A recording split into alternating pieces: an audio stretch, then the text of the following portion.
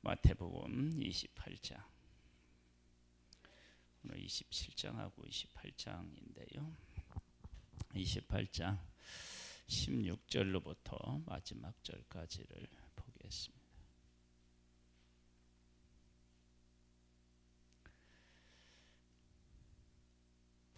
열한 제자가 갈릴리에 가서 예수께서 지시하신 산에 이르러 예수를 배웁고 경배하나 아직도 의심하는 사람들이 있더라. 예수께서 나와 말씀하여 이르시되 하늘과 땅의 모든 권세를 내게 주셨으니 그러므로 너희는 가서 모든 민족을 제자로 삼아 아버지와 아들과 성령의 이름으로 세례를 베풀고 내가 너희에게 분부한 모든 것을 가르쳐 지키게 하라. 볼지어다 내가 세상 끝날까지 너희와 항상 함께 있으리라 하시니라.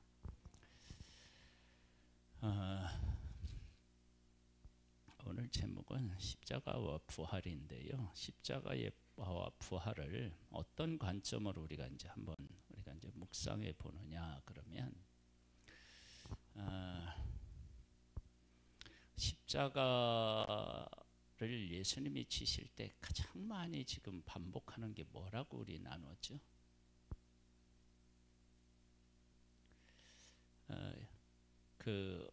뭐냐면 구약에 하신 말씀이 이루어졌다. 이제 이런 말씀이 계속 반복돼요. 특별히 이제 예수님이 고난 당하면서 있었던 일들이, 그러니까 제자의 가룟 유다의 배신, 그리고 또 그를 판 값으로 밭을 산 일이라든지, 또 제자들의 그 부인이라든지, 그런 모든 일들이 다 구약에 예언된 말씀이 이루어졌다. 이렇게 이제 말씀하셔요.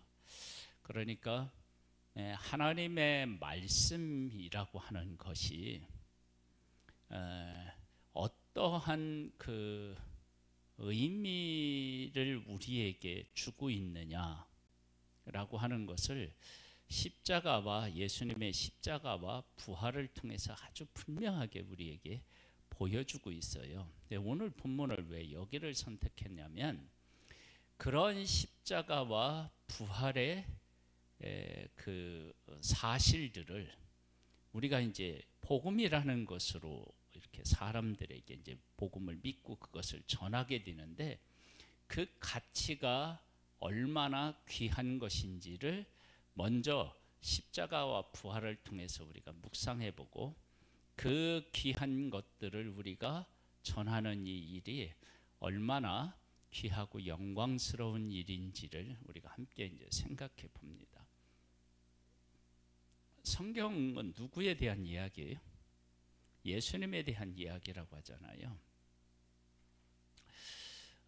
예수님에 대한 이야기인데 예수님의 이야기가 예수님의 모든 생애는 구약에 이미 예언되어 있고 예수님이 하실 일도 예언되어 있어요.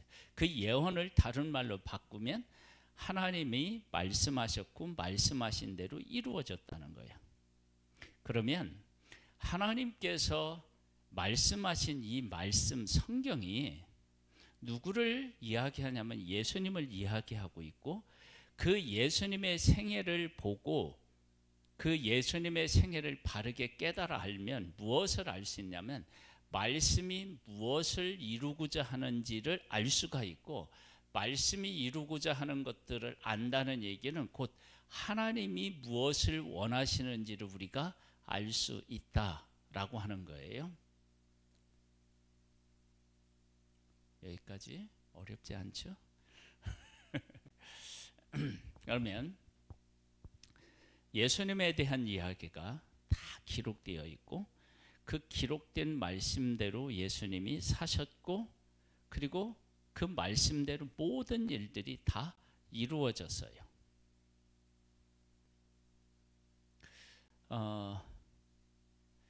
그런데 그 말씀이신 예수님이 어떤 일을 하셨느냐? 우리가 이제 이 예수님이 하신 일을 가장 소중하고 가장 중요한 곳에 예수님이 하신 일을 놓고 성경 전체를 우리가 어떻게 되냐면 보고 해석할 수 있어야 된다는 거예요. 왜냐하면 성경이 예수님을 이야기하고 있고, 예수님을 이야기하고 있다는 것은 예수님을 가운데다 놓고 성경 전체에 대한 것들을 다 거기에서부터 어떻게 해요? 해석해서 출발해야 된다는 거예요. 조금 다른 것 같지만 다르지 않은 얘기. 전쟁은 누구에게 속했어요? 하나님에게 속했죠. 우리 너무 잘 알죠. 그런데 다윗이 왜 성전을 못 지었어요? 이 두 가지를 같이 한번 생각해 보세요.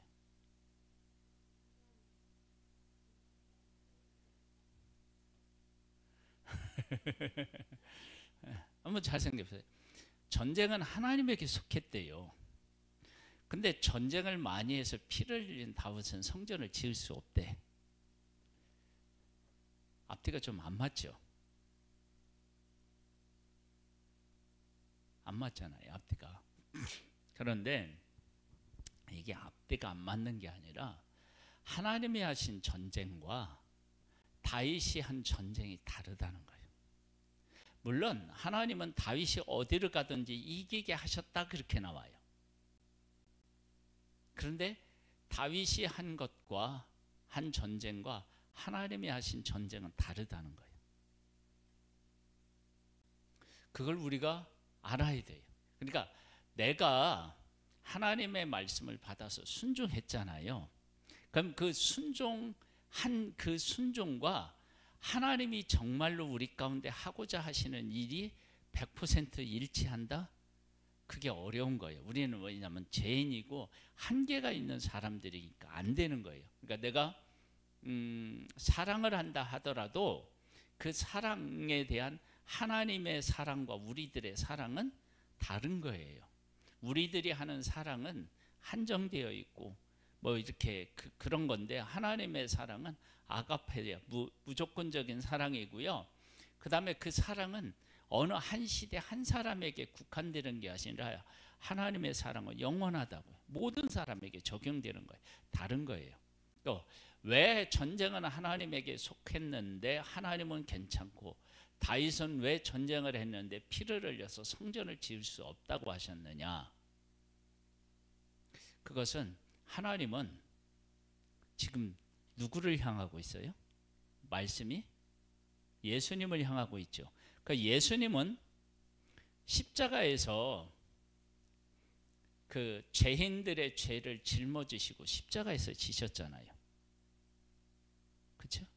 그러니까 하나님이 전쟁을 하신다라고 할 때 그 전쟁이 힘을 가지고 약한 사람을 그렇게 죽이거나 심판하거나 이런 것이 아니라 하나님의 깊은 의도와 뜻은 어디에 있느냐면, 독생자를 주시기까지 사람을 사랑해서 독생자를 주어서 사람을 구원하고 싶은 것이 하나님의 모든 것들의 근원이었어요. 그것이.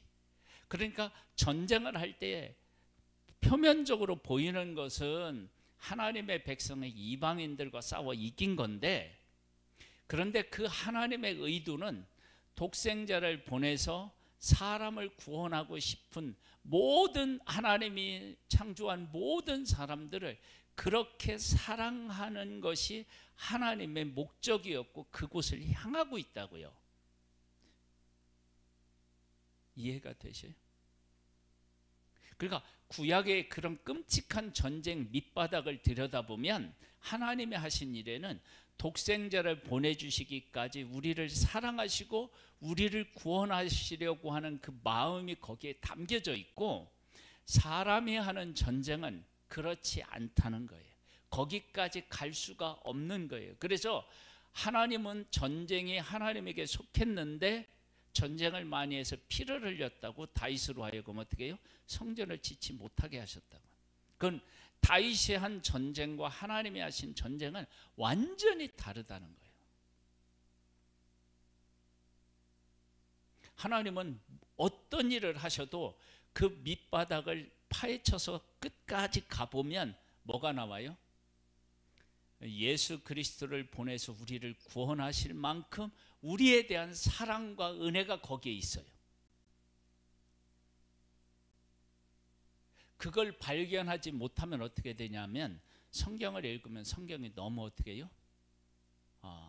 그 뭐라고 하냐면 너무 막 그 신랄하게 막 죄에 대한 얘기도 하고 있고요. 너무 인권에 대한 것들이 막 무시되어 있는 것처럼 나타나고 있고 그래요. 물론 그런 것에서는 어떤 의미도 담겨져 있느냐? 그러면 하나님은 심판주이시기 때문에 그래요. 하나님은 나중에 하나님의 심판대 앞에 가면 하나님이 예수를 믿어서 천국에 갈 사람, 지옥에 갈 사람에 대한 평가를 누가 하시느냐면 하나님이 다 하시잖아요. 그러니까 하나님은 심판주셔요. 그런 의미로서도 되지만 근본적으로는 뭐냐면 인간이 구원을 받아서 하나님에게로 돌아오는 것을 하나님은 원하시잖아요. 그렇죠? 그런 마음이 하나님에게는 이미 있고 그 마음 속에서 모든 것들이 다 파생되어 나오는 거예요. 그래서 성경에 누구를 향하느냐? 예수 그리스도를 향하는 거예요. 그래서 만약에 예수 그리스도가 주인공이 아니다 그러면 전쟁은 전쟁으로서 끝나고 하나님이 하시는 심판은 심판으로 끝난다 그러면 하나님은요 사실 무서운 분이에요.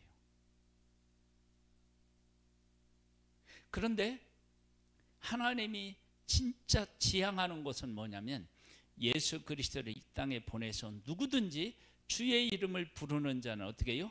구원을 얻게 하시는 것이 하나님의 목적이었다고요. 근데 그 목적이 예수님을 보내시고 난 후에 그런 일이 있었다 그러면 구약의 하나님과 신약의 하나님은 어떻게 해요? 다른 하나님이잖아요. 근데 구약의 하나님도 똑같은 거예요. 왜냐하면 그것을 우리에게 잘 보여주고 있는 게 뭐냐면 구약에 있는 율법들을 자세히 들여다보면 행하면 복을 받고 행하지 않으면 어떻게 해요? 저주를 받는 거야. 그런데 율법을 요약하면 뭐라고 얘기해요? 하나님을 사랑하고 이웃을 사랑하는 것이라잖아요. 아니 하나하나의 율법을 보면 이것은 행한 대로 갚으시는 것이 하나님의 그 뜻이고 그렇게 정하신 것이라고 우리가 볼 수밖에 없는데 그런데 이것을 다 이렇게 해서 결론을 내보면 뭐라고요? 하나님을 사랑하고 이웃을 사랑하는 거래요.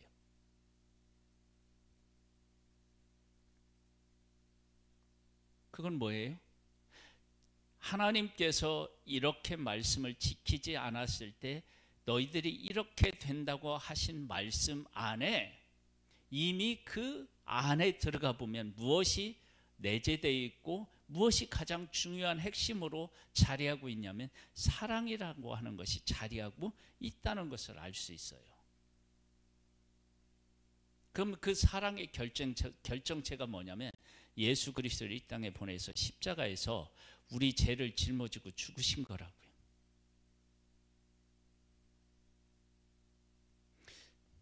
우리가 이 사실에 대한 것을 정말로 마음에 새기고요.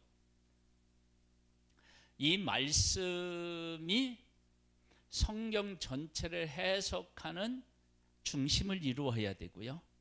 그리고 우리들이 사람을 보고 대할 때도 이러한 것들이 항상 우리 마음에 있어야 돼요. 오늘이요 전도하는데 술 먹은 사람 한 사람이 와서 찬양 틀어놓고 막 이렇게 한다고 시비를 걸었어요.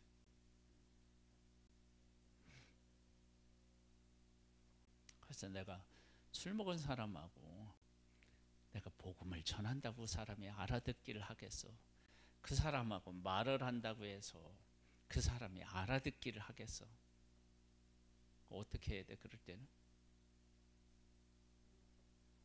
에? 어서 안 가.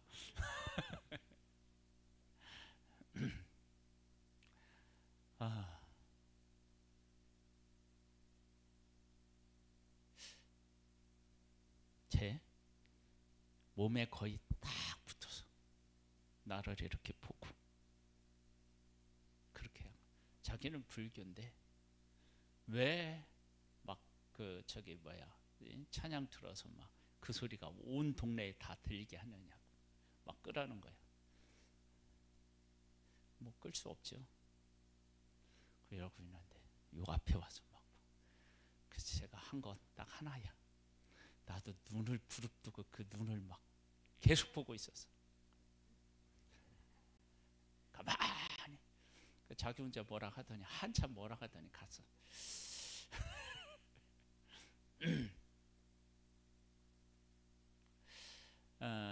이런 일들을 겪거나 그럴 때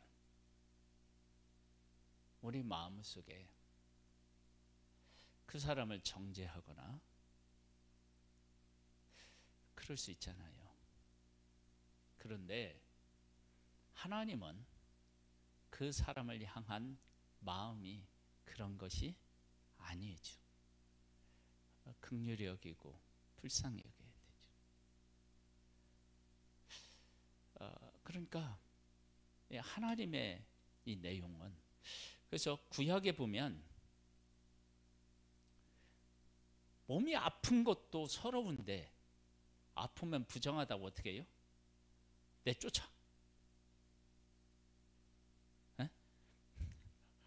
생각을 해봐요.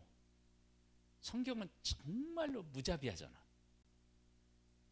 그런데 그때 하나님께서 그렇게 하라고 하신 이유는 뭐냐면 내가 거룩하고 너희도 거룩하다. 그것이 거기에 핵심이에요. 거룩해지는 거.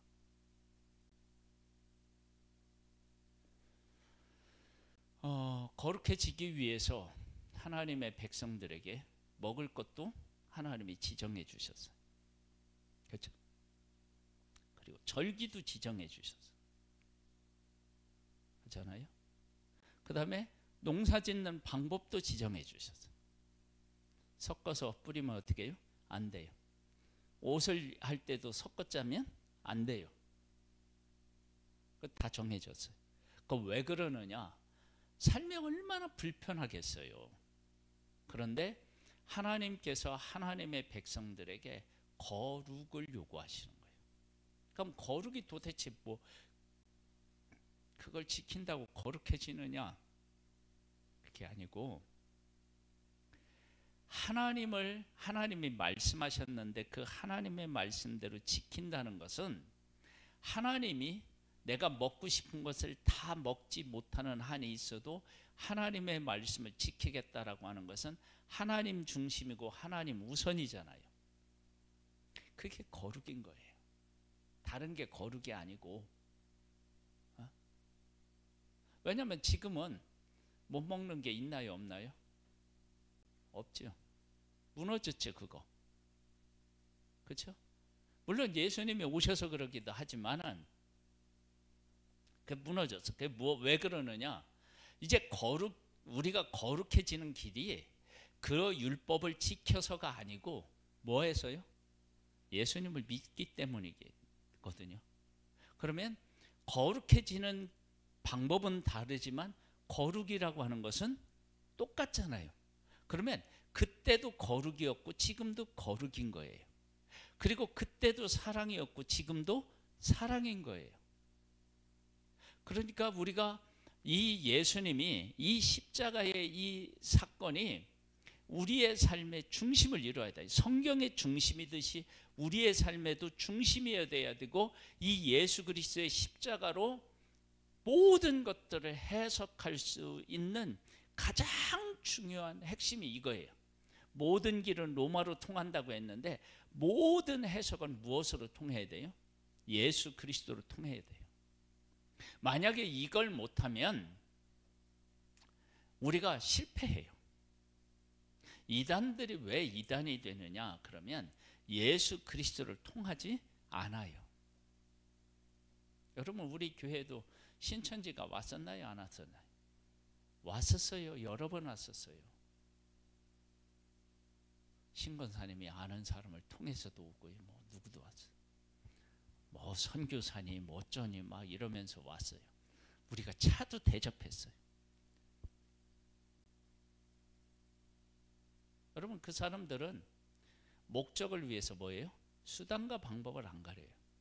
그런 것이 성경에는 없어요. 그런 원리가. 에? 성경의 원리는 항상 무슨 원리냐면 예수 그리스도의 십자가의 원리예요. 십자가의 원리. 하나님께서 하나님의 백성들을 약속의 땅을 주시기로 하셨잖아요. 그 약속의 땅을 하나님의 백성, 애굽에서 나온 하나님의 백성 약속의 땅을 주실 때 그곳에 있는 사람들을 어떻게 하라고 해요? 진멸하라고 하죠. 어떻게 그럴 수 있나? 어떻게 진멸하라고 할 수 있나? 그런데 그들을 진멸하라고 하신 하나님의 이유가 있어요. 왜 그러냐면 그들의 죄가 너무 커서 심판하지 않을 수가 없는 거예요. 마치 어디와 같으냐면 소돔과 고모라와 같은 거예요. 여러분, 소돔과 고모라를 하나님 무엇으로요? 유황불로 그냥 심판했었잖아요. 그리고 우리가 그 노아의 홍수도 하나님이 심판하셨고요. 앞으로 이제 예수님이 재림하실 때 온 세상을 무엇으로 심판하셔요? 불로 심판하신다고요. 근데 그 심판이 그냥 있는 게 아니고요. 심판을 받을 수밖에 없는 일을 사람이 어떻게 해요? 하는 거예요. 그래서 하나님의 백성을 약속의 땅에 있는 사람들의 심판의 도구로도 사용하신 거예요. 그런데 그렇게 하시는 이유가 뭐냐면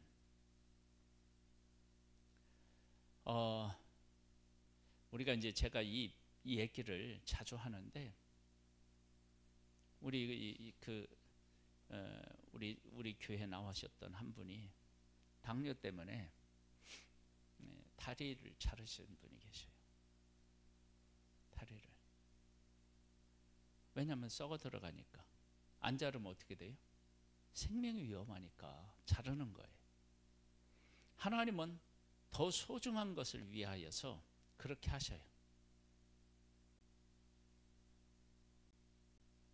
그래서 하나님의 백성들을 나중에 심판하실 때, 야, 내가 너희들을 이 땅에서 살게 하시고 살게 하기 위해서 이 땅에 있는 백성들을 다 진멸하게 하신 것은 그들이 이러이러한 잘못을 했기 때문인데 너희들이 동일하게 그런 잘못을 하느냐? 그러면서 하나님이 그 백성들을 징계하셔요.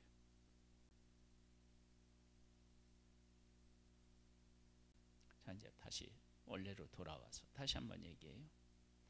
성경에서 주제는 누구냐? 주인공은 누구냐면 예수님이에요. 예수님이 주인공이라고 하는 것은 성경에 어떠한 일을 하나님이 하신다 할지라도 그 밑바닥을 다 파헤쳐 보면 그 밑바닥 가장 중요한 중심에는 뭐가 있다고요? 하나님의 사랑과 은혜가 있는 거예요. 그 악하고 그렇게 하나님이 잔인하게 보이는 일을 하셨는데 그 안에는 그런 일이 있어요. 그걸 어떻게 알 수 있느냐? 예수님이 십자가를 지실 때요, 가장 큰 고통을 다 겪었어요. 예수님이. 그렇잖아요? 육신적인 고통, 마음의 고통, 정신의 고통 다 겪었어요.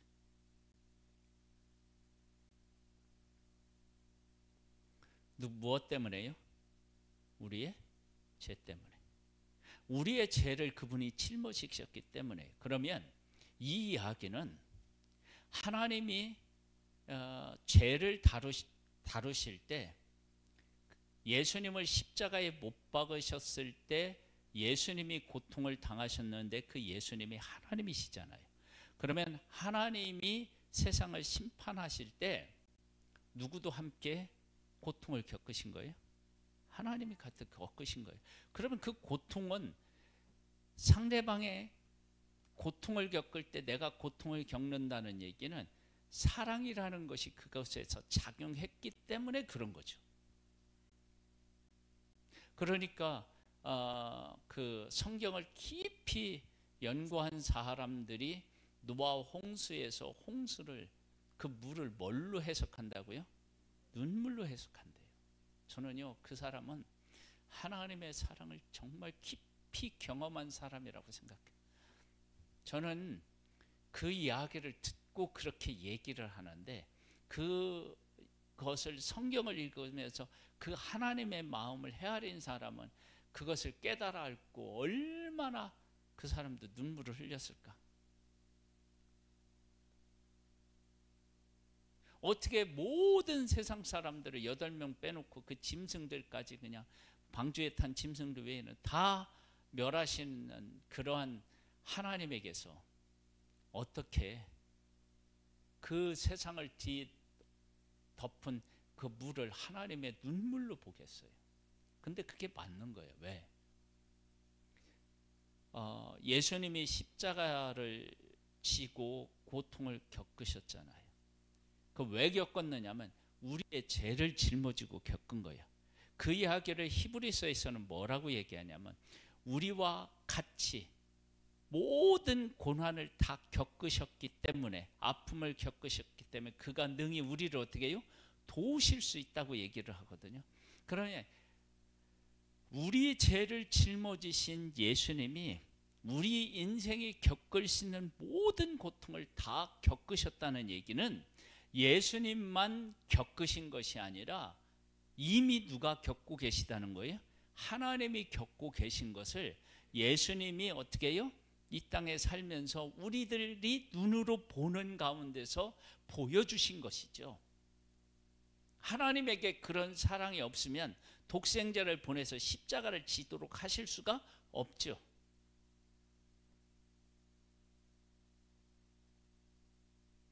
그런데 중요한 게 뭐냐? 그렇게 십자가에서 죽었는데 우리 죄 때문에 죽었잖아요. 그런데 이 죄를 이긴 게 뭐예요? 뭐야 죄를 이긴 게? 뭐 이렇게 어렵게 생각해? 쉽게? 예? 죄를 이긴 게 뭐냐고요? 이겼다는 증거가 부활이에요, 부활. 그걸 어떻게 했냐면 이기고 부활하셨단 말이에요. 우리의 모든 죄의 문제를 예수님이 지시고 죽으셨지만 그걸 이긴 것이 뭐냐면 부활이잖아요. 자, 여기까지 생각하고 이제 얘기하고 이제 본문을 봅니다.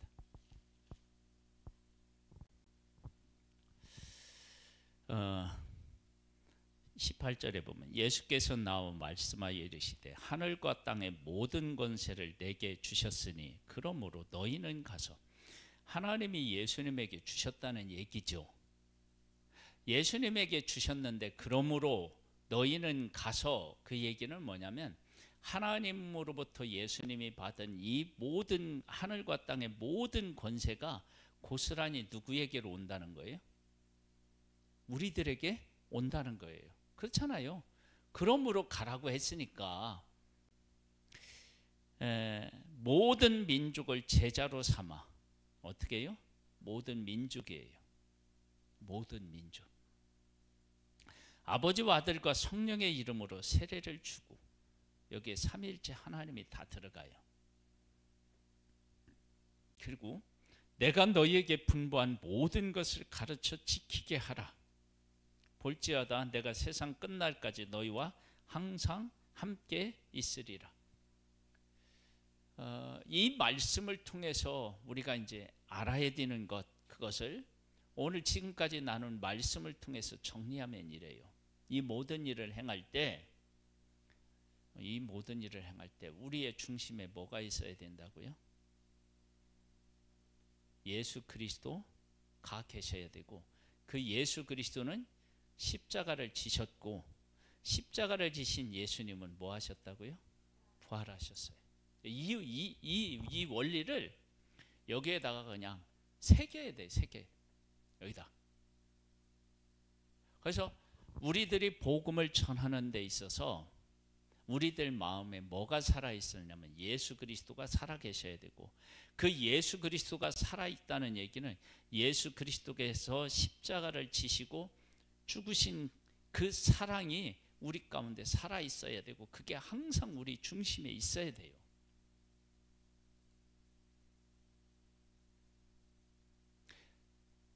그것이 우리에게 살아있어서 그것을 쫓아 우리의 삶을 살아가면 우리는 결코 실패하지 않고, 아니 죽었는데도 다시 살아나는 승리를 하나님이 허락하셨다면, 우리가 그 말씀대로 살아가면 우리가 어떤 상황에 있어도 실패하지 않고 승리한다는 것을 우리에게 보여준다고요.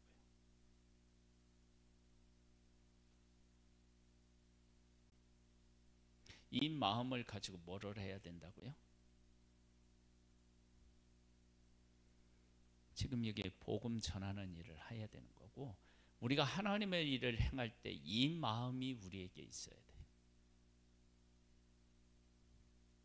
이 마음을 놓치면 뭐가 되느냐면 나중에 천국에 가서 상급을 받을 때 이 마음으로 평가하지 않으실까, 그런 생각을 해보는 거예요.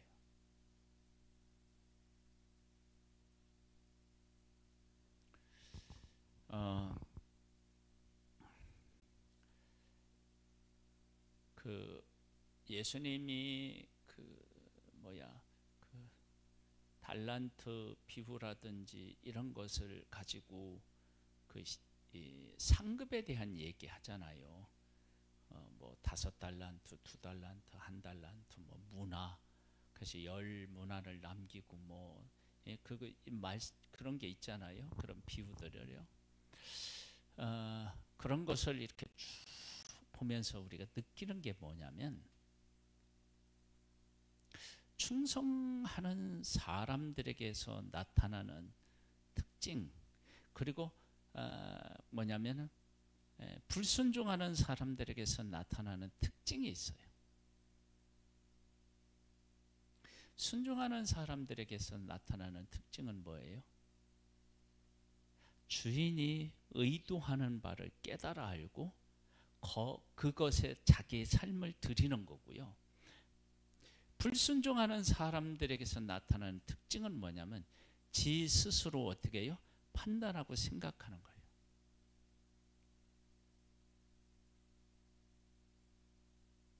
우리가 하나님의 일을 행하는 데 있어서 정말 조심해야 되는 게 뭐냐면, 우리는 하나님이 생각하는 능력을 하나님이 주셨어요. 그건 하나님이 주신 귀한 은혜예요. 그런데 우리의 생각, 우리의 마음, 이 모든 것들이 죄로 인하여 오염되었어요. 오염되었다고. 그래서 우리가 어떤 일들을 내 스스로 생각하고 판단하고 생각하면 거기에는 항상 무엇이 들어있냐면 죄가 들어있어요. 죄가. 그래서 우리가 이 죄의 문제를 해결하려면 어떻게 해야 되냐면, 하나님이 말씀하신 뜻에 온전히 순종함으로 그게 해결이 되는 거예요. 내가 뭐 생각하고 판단하는 문제가 아니고. 물론 우리들은 하나님 무엇을 주셨다고요? 생각하고 판단하는 능력을 하나님이 주셨어요. 그건 틀림없이 하나님이 주신 은혜예요. 그러나 그것이 뭐 했다고요? 오염되었다고요. 그래서 충성할 때 어떻게 하느냐? 이렇게 사용하는 거예요. 하나님이 달란트를 주셨어요. 달란트를 뭐 하라고 주신 거예요? 장사해서 남겨라고 주셨어요. 장사하라고. 그러면 내가 장사를 시작해요. 장사할지 말아야 될지에는 내 생각이 들어가면 돼요? 안 돼요? 안 들어가야 돼. 그런데 장사할 때 어떻게 장사해야 되는지는 누가요? 내가 판단해야 돼. 이 차이를 잘 아시겠죠? 하나님이 우리에게 주신 이 지성은 언제 사용하느냐? 장사를 할지 말지를 결정할 때는 아니에요. 그건 순종으로 가야 돼요. 그 다음에 장사할 때는 어떻게 돼요? 해야죠. 생각해야죠. 판단해야죠.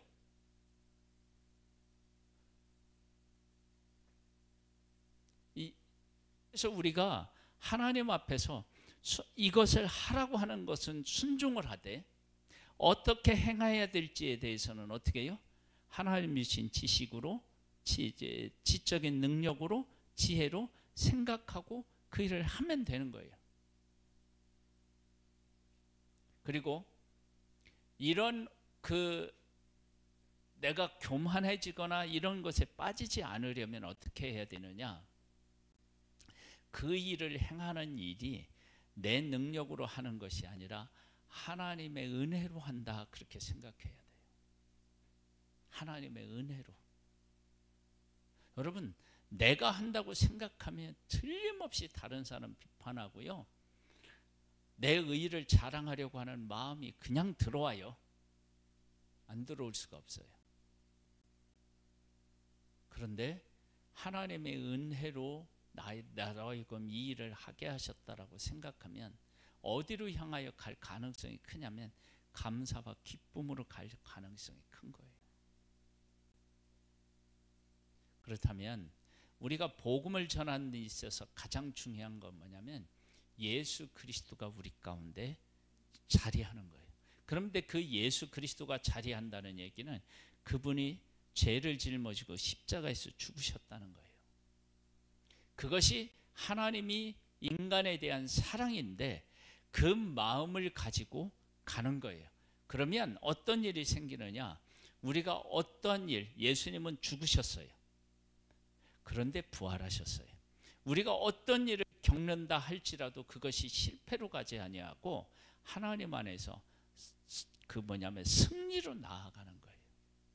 하나의 밀이 땅에 떨어져 죽지 않으면 하나를 그대로 있고요. 죽으면 어떻게 해요? 많은 열매를 뭐 하면요? 죽으면.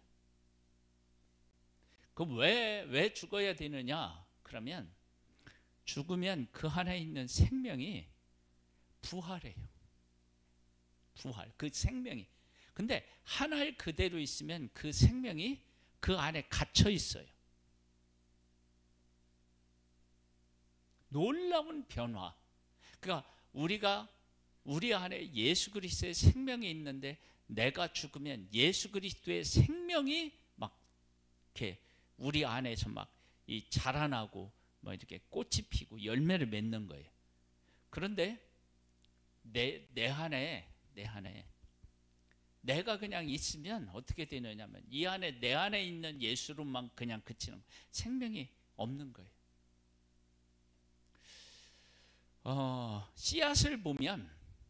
씨앗만 보면 그 안에 어떤 생명이 있는지 전혀 몰라요.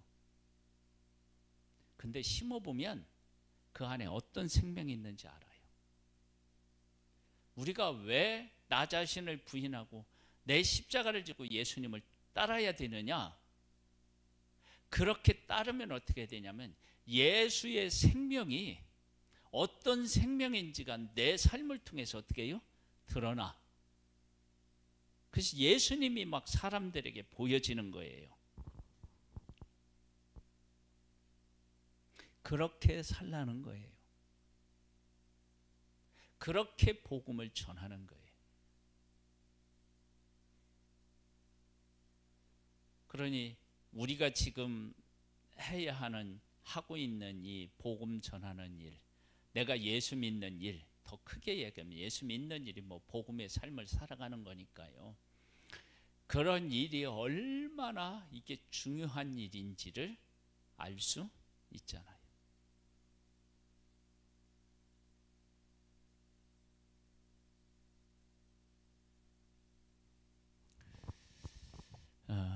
제가 어제 운동화하고 구두를 샀어요.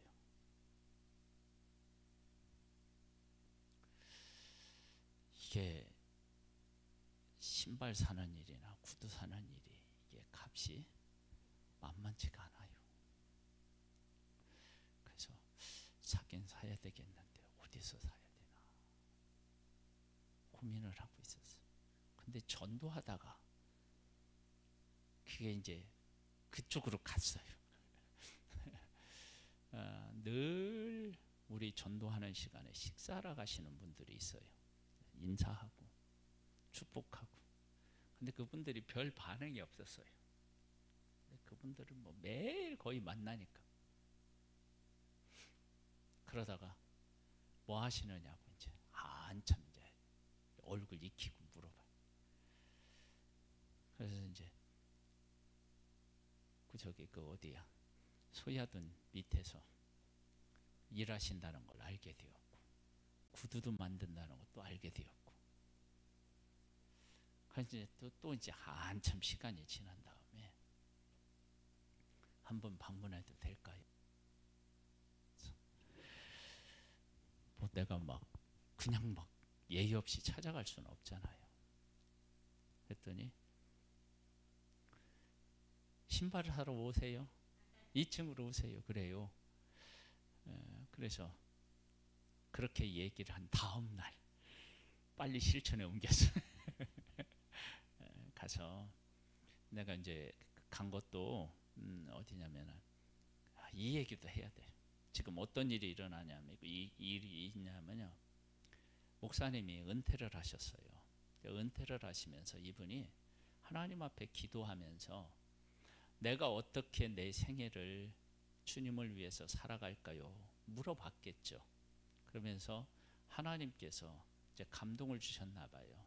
어떤 감동을 주셨느냐? 이분이 제빵 기술을 익혔어요. 복음을 위해서. 그래서 빵을 만들어요. 빵을 열심히 만들어서 오전에 지역 주민들한테만 팔아요. 지역 주민들, 외부에서 오는 사람한테는 안 팔아요. 그 지역 주민들, 물론 지역 주민이 누군지는 모르겠지만 이제 그래서 이제 그렇게 빵을 만들고 어떤 일을 하느냐? 월, 화, 수, 목 이렇게 요일들마다 전도하는 교회에게 빵을 무료로 제공해요. 제공. 우리가 매번 가져오는 빵이 몇 개를 하냐? 25개를 가져와요. 25개, 5개 들어있는 팩 5개를 가져와요. 그 빵을 가져오고 처음에는 우리가 먹었어요. 얼마나 맛있나.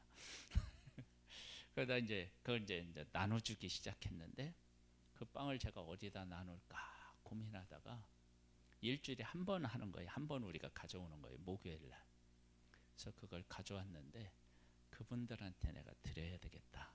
근데 그거하고 맞물려서 내가 이제 거기를 찾아간 거예요. 그래서 운동화 사는 것도 해결했고 구두 사는 것도 해결했고. 그런데 이제 안 맞는데 서운하게 그분들이 그걸 만들어서 금강에 납품을 했는데 이제 납품을 안 해서 만들어 놓은 걸 거기서 그냥 팔고 그게 이제 다 하면 이제 안 만드나 봐요. 그럼 그분들은 뭐 만드냐? 군대에 납품하고 관공서에 납품하는 일을 한대요.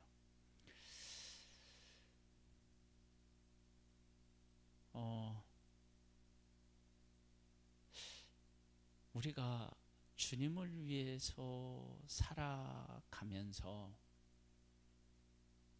우리에게 일어나는 일들, 내가 이제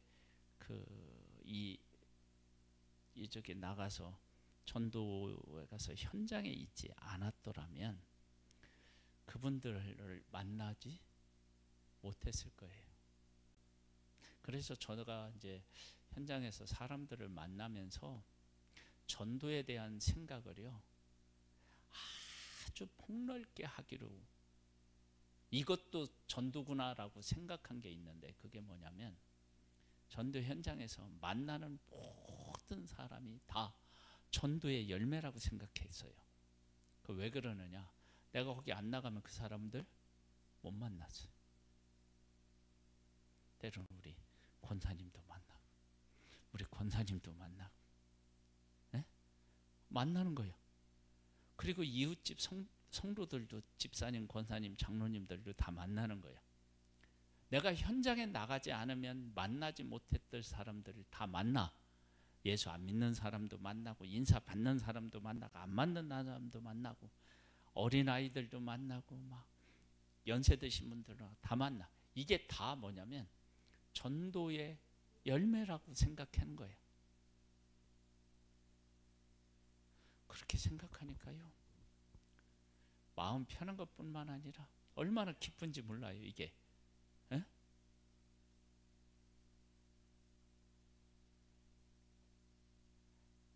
그러니까 요즘에는요, 그 전도 현장이 그런 거예요. 그냥 그 사람들에게 만나가지고 막 교회를 인도하고 막 이런 것만이 아니고, 현장에서 만나는 모든 것이 다 열매라고 생각하는 거예요.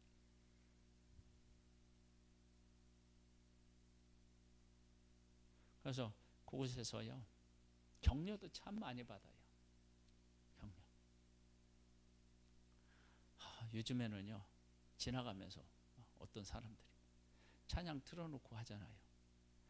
막 박수를 치고 찬양을 하면서 지나가는 거야.